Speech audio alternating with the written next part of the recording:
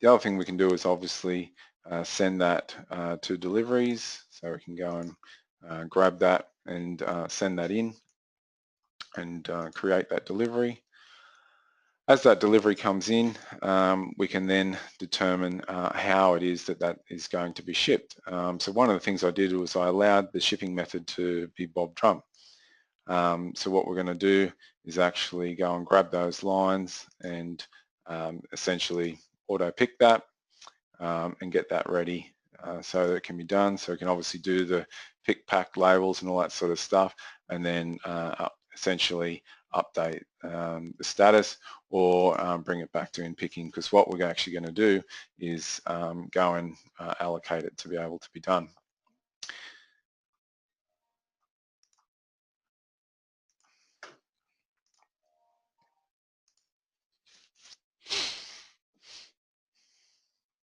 So you can see back on the assignment board, we've got all our various things. You can see here's my delivery that we just created.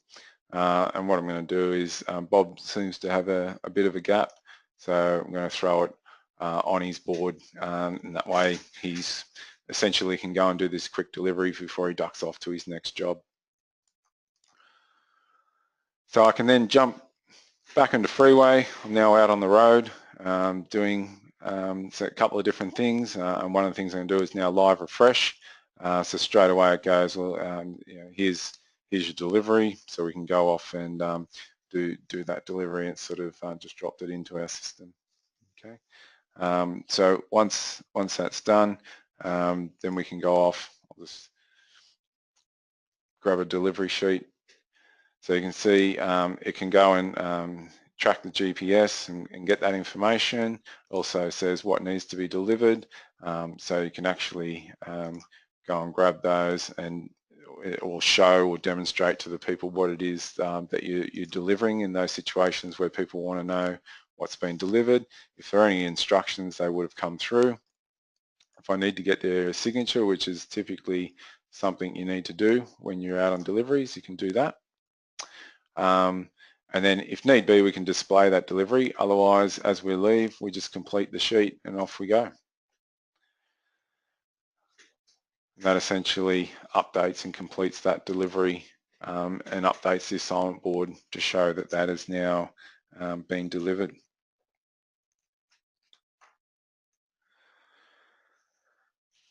So other functionality that people like to do when they're out and do it remotely is to be able to run purchase orders. The purchase orders, you can essentially generate a purchase order and allocate to a job, or you can also receipt with no order if your settings allow you to do so. So what I'm going to show you is how we can do a purchase order and assign that to a job while we're out on the road. So essentially I grab my supplier, and then I'm going to do a purchase order.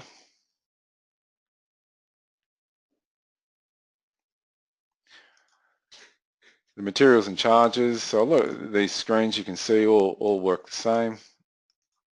Go and grab my fasteners, grab some washers, and I might need about 50 of those.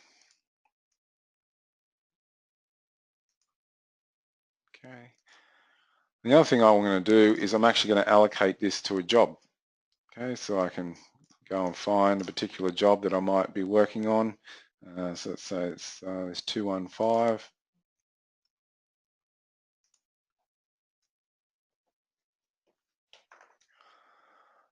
Once again, I can print that purchase order. Okay, and it's telling me it's 50 of those. Here's the price, away we go. And then complete that sheet.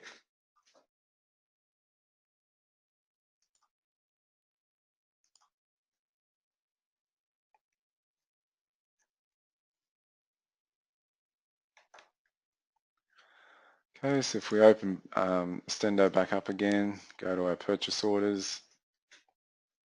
Okay. You see the Freeway order has come in. We can look at our lines. There they are, 50, and there's job 215 that it was allocated against.